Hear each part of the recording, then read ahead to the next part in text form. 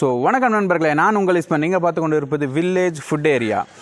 இன்றைக்கி நம்ம எங்கே இருக்கோன்னு பார்த்தோம்னா திண்டுக்கல் டிஸ்ட்ரிக்ட் பக்கத்தில் ஆத்தூர் இந்த ஒரு பள்ளியாசலில் தான் நம்ம இருக்கிறோம். ஏன் எதனாலன்னு பார்த்தோம்னா இது ரம்ஜான் மாதம், புனிதமிக்க ரம்ஜான் மாதத்தில் வந்து நோன்பு கஞ்சி காய்ச்ச போகிறாரு. நம்ம பாய் தான் காய்ச்சுறாரு.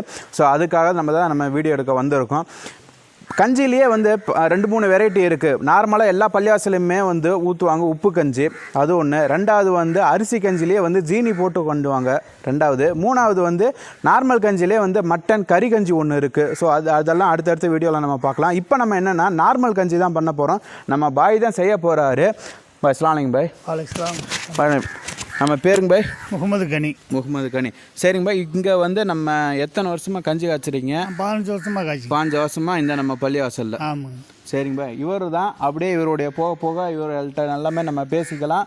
ஸோ டைம் ஆகிட்டுருக்குன்னு சொன்னார். ஸோ அதோட மிஸ் பண்ணாமல் வீடியோ ஸ்கிப் பண்ணாமல் பாருங்கள். வாங்க வீடியோ கூட போய்க்கலாம்.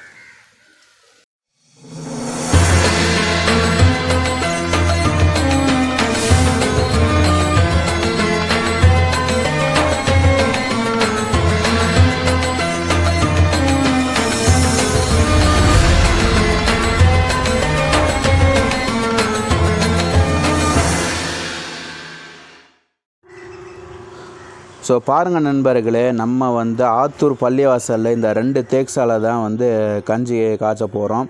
இதுக்கு வந்து நல்லா தண்ணியை ஃபுல் பண்ணி வந்து நல்லா தண்ணியை வந்து சூடுபடுத்திக்கிட்டு இருக்கோம். நல்லா கொதித்த பின்னாடி அடுத்த ப்ராசஸ் பார்க்கலாம். ஸோ நண்பர்களே, இப்போ வந்து நம்ம 2 தேக்ஸா கஞ்சி காய்ச்சறதுக்கு என்னென்ன அளவுகள் என்னென்ன ஐட்டம் போடுறாங்கன்னு நம்ம கஞ்சி காய்ச்சற பாய்கிட்ட வந்து கேட்டு தெரிஞ்சுக்கலாம் வாங்க. அஸ்ஸலாமு அலைக்கும். ஆத்தூர்லேருந்து நாங்கள் கஞ்சி காய்ச்சிறோம். திண்டுக்கல் மாவட்டம் ஆத்தூர் தாலுகா வட்டம். இங்கே வருஷம் நாங்கள் 15 வருஷமாக கஞ்சி காய்ச்சிக்கிட்டு.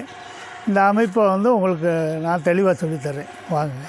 வெங்காயம் வந்து பெரிய வெங்காயம் வந்து ஒரு 6 கிலோ, தக்காளி ஒரு 6 கிலோ, இதில் கொஞ்சம் கருவேப்பிலை சேர்த்துக்கலாம். இப்போ சின்ன வெங்காயம் ஒரு 4 கிலோ, இதை ஆட்டி வச்சுக்கிறேன். இஞ்சி பூண்டு வந்து ஒரு 4 கிலோ, இஞ்சி ஒரு 3 கிலோ, இதையும் ஆட்டி வச்சுக்கிறணும். இதில் வெந்தயம் வந்து நம்ம தாளிக்கும் போது லைட்டாக வறுத்து அதில் கஞ்சியில் போட்டுறணும். பட்டை, ஏலக்காய், கிராம்பு பொடி பண்ணி வச்சுக்கிறணும். இதில் பிரியாணி பொடி ஒரு 200 கிராம் சேர்த்துக்கலாம். ஏன்னா கஞ்சி அளவு அப்போ தான் நல்லாயிருக்கும். அடுத்து வந்து மிளகாப்பொடி ஒரு 100-150 மிளகாப்பொடி போடணும். போட்டால் பிரியாணி கஞ்சி மாதிரி நல்லா அருமையாக இருக்கும். சாப்பிட்றதுக்கு நல்லாயிருக்கும், டேஸ்ட்டாகவும் இருக்கும். இதான் மக்கள் இப்போ விரும்புகிறாங்க. எங்கள் ஊரை பொறுத்த வரைக்கும் நான் இப்படித்தான் பண்ணுவேன். அதனால் எந்த ஒரு பிரச்சனையும் இல்லை, நல்லாவும் இருக்கும். அடுத்து தாளிக்கும் போது நெய் 1 லிட்டரு நெய் ஊற்றுவோம். ஒரிஜினல் நெய் தான். இந்த மாதிரி நாங்கள் செக்கில் சொந்தமாக ஆட்டிட்டு வந்துடுவோம். தேங்காய் எண்ணெய் 1 லிட்டரு ஊற்றணும். நல்லாயிருக்கும், வாடகை கமகமன்னு இருக்கும். அடுத்து ரீபண்ட் ஆயில் 2 லிட்டரு ஊற்றணும் தாளிக்கும் போது. அதெல்லாம் ஊற்றி தாளித்தாத்தே கஞ்சி நல்லா பிரியாணி கஞ்சி மாதிரி நல்லாயிருக்கும். அடுத்து உப்பு தேவையான அளவுக்கு நாங்கள் போட்டுக்குவோம், கரெக்டாக போட்டுக்குவோம். பச்சை மிளகா ஒரு 3/4 கிலோ பச்சை மிளகா, இதுவும் போட்டால் தான் டேஸ்ட்டாக இருக்கும். அடுத்து மல்லித்தலை 2 கட்டு, புதினா தலை 1 கட்டு, இதுவும் தாளிக்கும் போது நாங்கள் உள்ளே போட்டுருவோம். நல்லாயிருக்கும், பிரியாணி கஞ்சி மாதிரி இருக்கும். நல்லா தேங்காய் வந்து ஒரு 12-13 தேங்காய் நாங்கள் வந்து பூவை எடுத்து கடைசியில் போட்டுருவோம். இது நல்லா மணமாக இருக்கும் தேங்காயும். பாருங்கள், பிரியாணி குருணதே நாங்கள் காலையில் 6 மணிக்கு ஊற வச்சோம்னா நல்லாயிருக்கும். அதோடு சேர்த்து ஒரு 4 கிலோ பாசிப்பருப்பு அதையும் சேர்த்து ஊற வச்சிட்டோம்னாக்க நல்லா கொதி வந்து கஞ்சி மாதிரி நல்லா இதாகிடும், கூலாயிரும். சாப்பிட்றதுக்கு நல்லாயிருக்கும், மணமாகவும் இருக்கும், நல்ல வாடை இருக்கும். இது பிரியாணி குருணை. ஆமாங்க.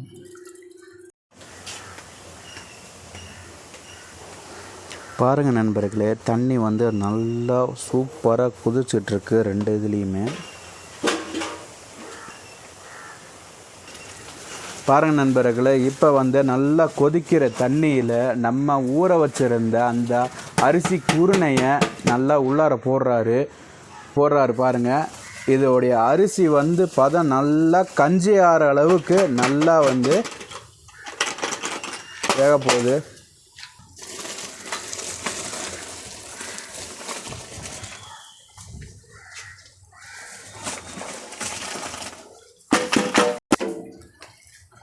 பாருங்கள், இதுக்கு தேவையான அளவு உப்பு போட்டுடலாம்.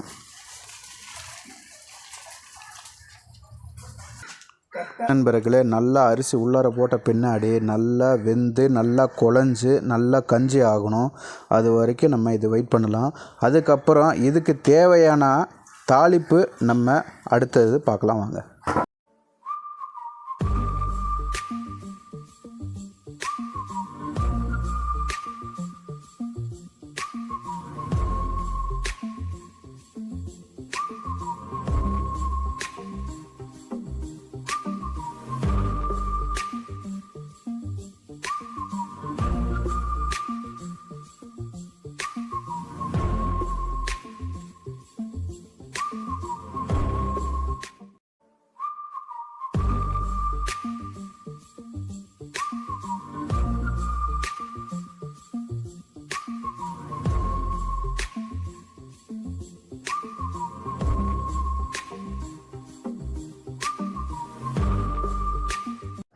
இப்போ பாருங்கள் நண்பர்களே, நம்ம தாளிப்புக்கு தேவையான அடுப்பு பற்ற வச்சு சட்டி வச்சாச்சு. இப்போ பாருங்கள் நண்பர்களே, முதல்ல 2 ரீஃபண்ட் ஆயிலை நம்ம உள்ளார ஊற்றிக்கலாம். இப்போ நம்ம தாளிப்புக்கு தேவையான ரீஃபண்ட் ஆயில் 2 லிட்டர் ஊற்றியாச்சு. எண்ணெய் லைட்டாக சூடாகட்டும். இப்போ பாருங்கள், அடுத்தபடியாக நெய் அப்படியே ஃபுல்லாக கதமாக வச்சுருக்காங்க. அப்படியே உள்ளே ஊற்றிடலாம்.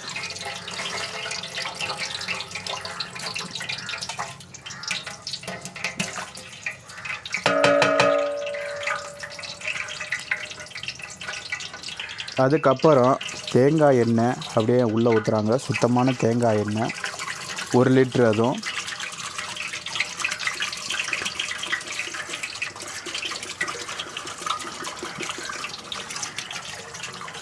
பாருங்கள் நண்பர்களே, அப்படியே சட்டி பக்கத்தில் வீடியோ எடுக்கிறப்ப அந்த ரீஃபண்ட் ஆயிலு, நெய், தேங்காய் எண்ணெய் இது 3 சேர்ந்து அதோடைய மனமே வேறு லெவலில் இருக்குது. அது கூடவே கருவேப்பிலை போட்டுக்கிறாங்க.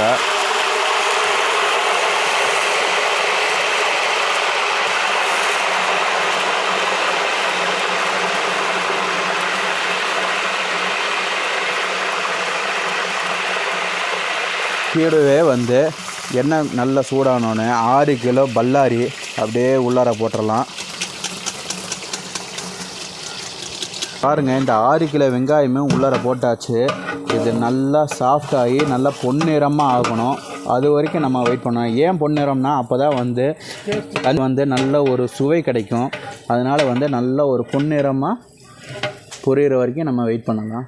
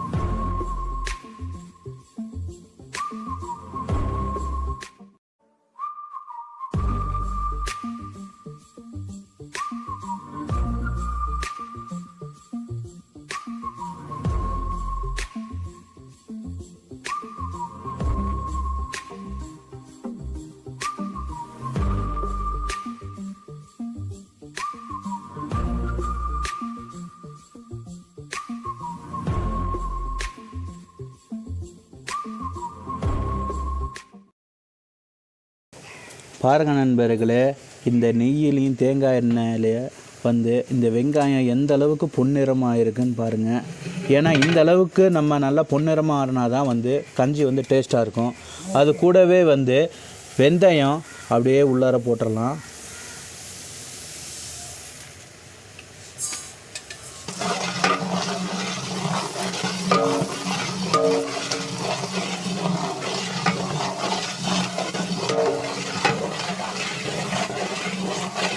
பாருங்கள், அது கூடவே பச்சை மிளகா, மல்லி, புதினா இது எல்லாமே அப்படியே கொட்டுறோம்.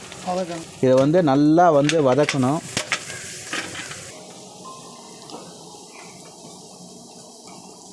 கூடவே வந்து நம்ம அரைச்சி வச்சுருந்த சின்ன வெங்காயத்தையும் உள்ளார போட்டுக்கலாம்.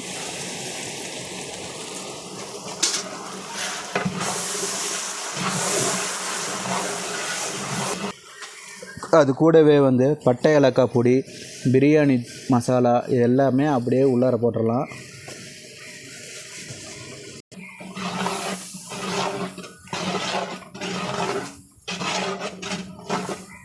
அது கூடவே வந்து இந்த இஞ்சி பூண்டு பேஸ்ட்டு நம்ம விழுது உள்ளே அப்படியே போட்டுடலாம்.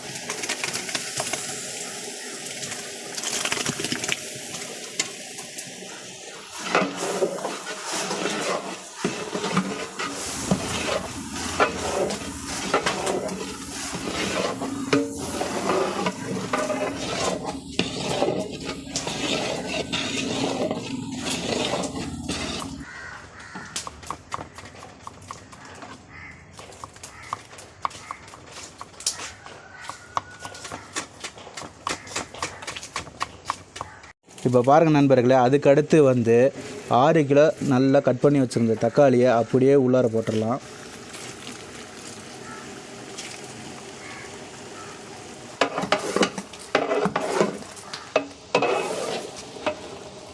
அது கூடவே மிளகாய்த்தூள் ஜாயின் பண்ணிக்கலாம். மிளகாய்த்தூள் போடுறப்ப அளவு என்னன்னு பார்த்தீங்கன்னா 150 கிராம். இது கூடவே வந்து பச்சை மிளகாவும் நம்ம ஜாயின் பண்ணியிருக்கோம் காரத்துக்கு.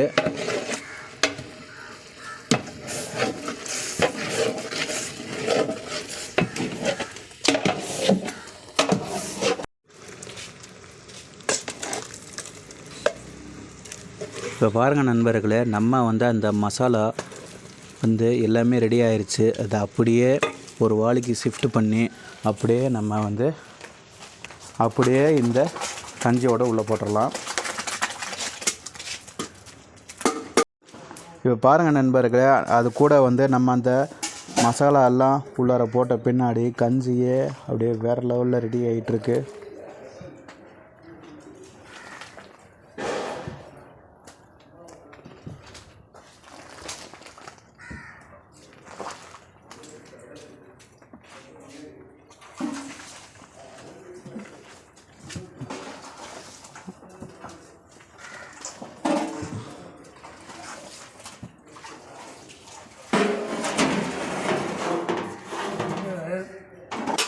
இப்போ பாருங்கள் நண்பர்களே, நல்லா வந்து கஞ்சியை வந்து மூடி வச்சாச்சு. இப்போ இது வந்து நல்லா கொதித்து கஞ்சியாக நல்லா வரணும். இப்போ இதுக்கு டைமிங் பார்த்தீங்கன்னா கிட்டத்தட்ட ஒரு 3/4 மணி நேரம் இருந்து 1 மணி நேரம் ஆகும். ஸோ அது வரைக்கும் நம்ம வெயிட் பண்ணலாம். பார்த்தீங்கன்னா நண்பர்களே, வந்து மேக்ஸிமம் வந்து 100க்கு 90% வந்து கஞ்சி மேக்ஸிமம் ரெடி ஆயிருச்சு. இப்போ இதுக்கு ஃபைனல் டச் கொடுக்கணும். அது என்னன்னு பார்த்தீங்கன்னா தேங்காய் பூவு. நல்லா தேங்காய் வந்து நல்லா சுரண்டி எடுத்து வச்சிருக்கு. ஸோ இதை வந்து அப்படியே நம்ம வந்து போட்டுடலாம்.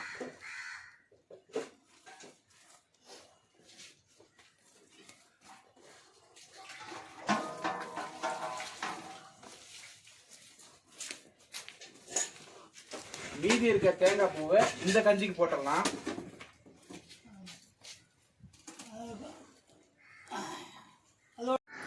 ஸோ பாருங்கள் நண்பர்களே, சூப்பரான முறையில் வந்து கஞ்சி ரெடி ஆயிடுச்சு.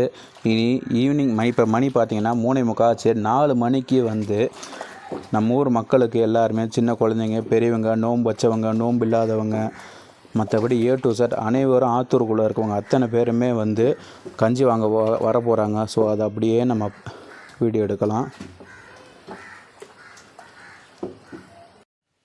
ஸோ அவ்வளோதான் நண்பர்களே, நம்ம வந்து ஒரு வழியாக வந்து இங்கே வந்து கஞ்சி காய்ச்சற வீடியோ எடுத்தாச்சு. இந்த வீடியோ உங்களுக்கு பிடிச்சிருந்தால் லைக் பண்ணுங்கள், மறக்காமல் நண்பர்களுக்கு ஷேர் பண்ணுங்கள். முக்கியமானது நம்ம வில்லேஜ் ஃபுட் ஏரியாவை சப்ஸ்கிரைப் பண்ண மறந்துடாதீங்க. நெக்ஸ்ட் ஒரு சூப்பரான வீடியோவில் நான் வந்து உங்களை சந்திக்கிறேன். டாடா சொல்லிடலாமா?